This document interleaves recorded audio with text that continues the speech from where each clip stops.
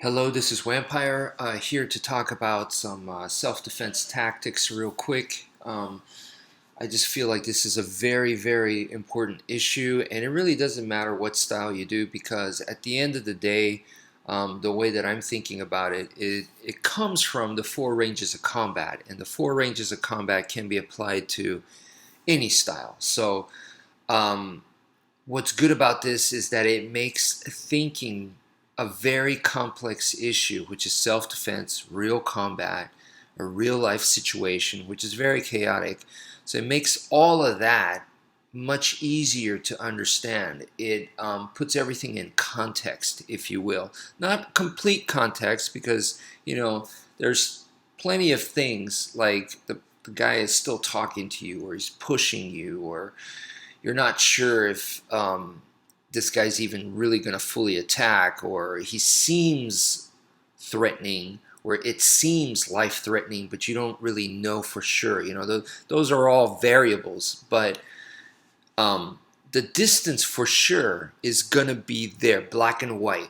It will be there no matter what, and that is what we're looking at. The four ranges of combat, which is long range, medium range, close range, and ground range. And the general rule of thumb is, okay, for the four ranges of combat, this is what it just completely dominates the four ranges. And that is, the further away, the safer you are. Therefore, long range is the best. Okay?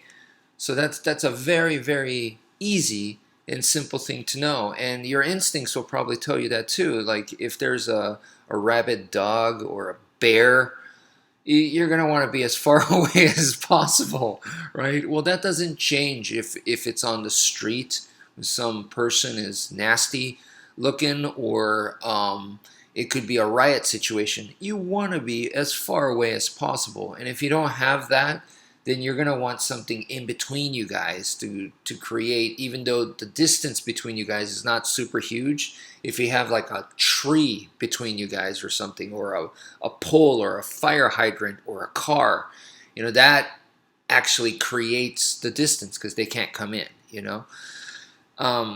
So anyway, that's super simple, right? That's anybody can understand that.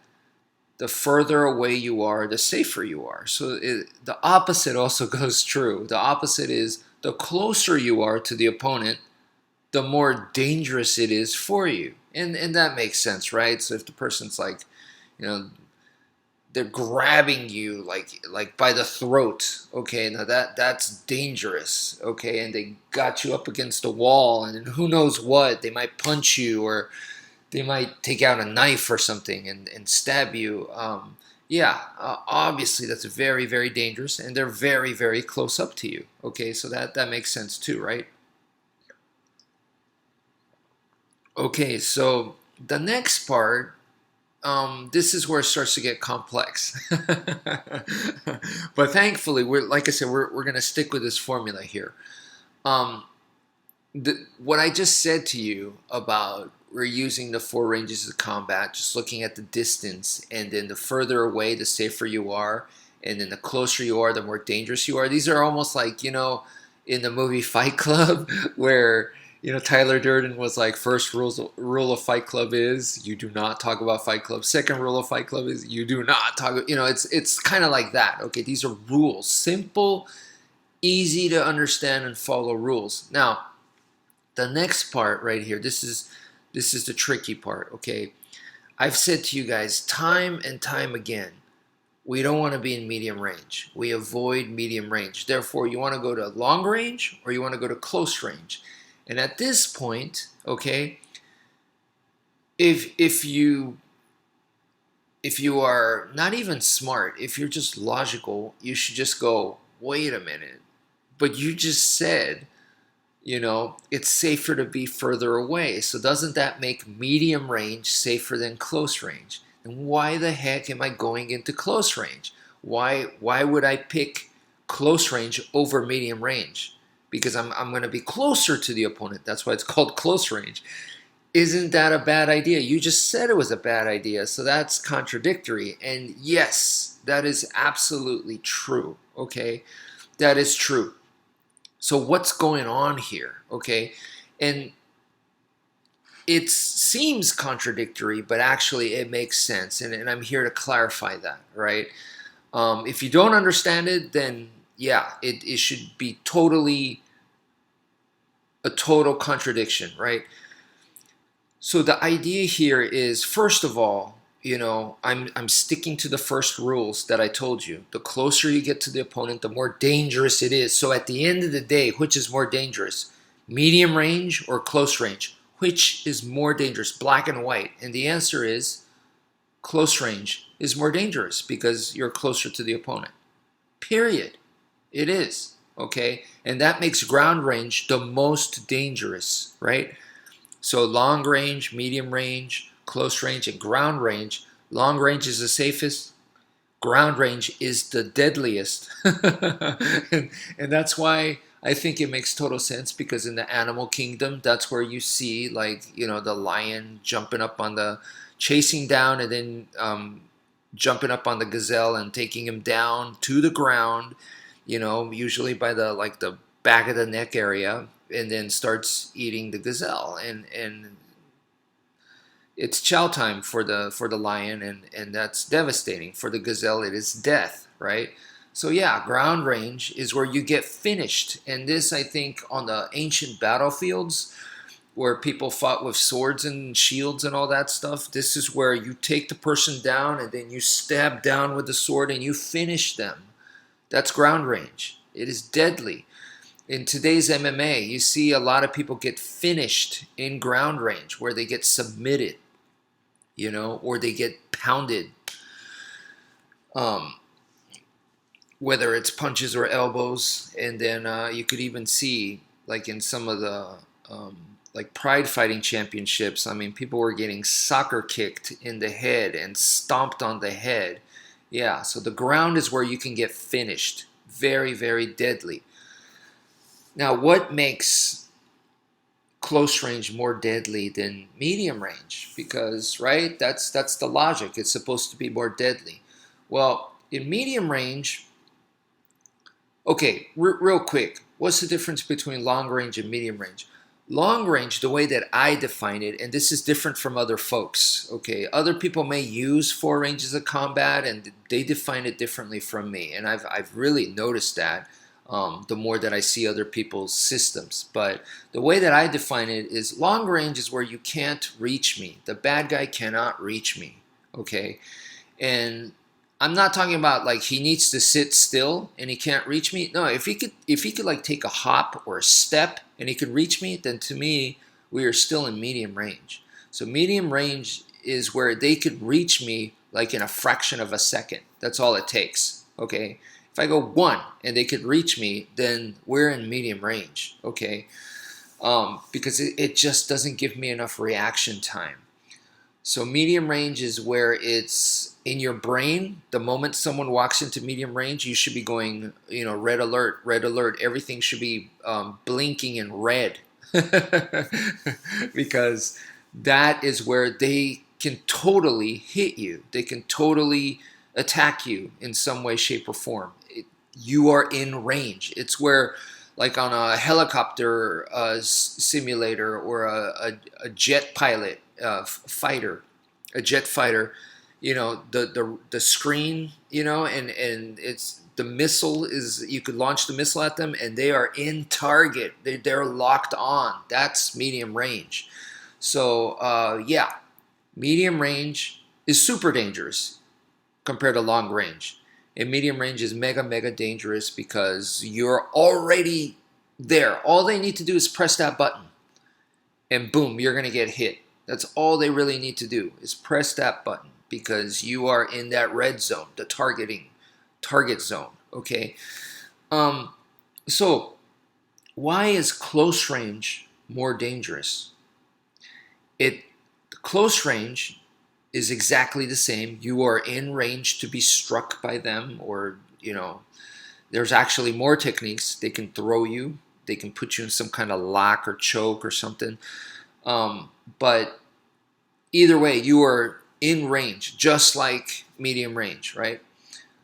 The difference is, in close range is, because they can grab you, you can't get away. So that fact alone makes close range more dangerous, okay? And reaction time is impossible, or pretty much impossible in close range, okay? In medium range, you're going to have a little, slightly bit more reaction time, but really, I don't want to be messing with that. It's really not about that, okay? For me, the main thing is, in medium range, you still have the possibility to get away. You could still go back into long range, possibly, you know. You still have that room. And if someone is going to hit me really hard, I might be able to write it off by, you know, moving back or sideways, or, you know, absorbing the force and let it move my whole body. Okay. In close range, you really can't do that, especially if they have a grab a hold of you, you know, because you're now in close, and there is no absorbing. You're gonna take the full hit. So that's why close range is more dangerous than medium range. So let's think about it like this, okay? So medium range, someone has a knife and they're gonna stab at you, right? So they're extending their arm fully, okay? So think of fencing, okay? But not like super long range where they have to do a a lunge, okay? But they're right there in medium range, and they just step it in and boom. Not a long, not from a super long distance like a lunge, right? But I mean, just right there, just boom. They step in and they stab you. Okay, that's medium range.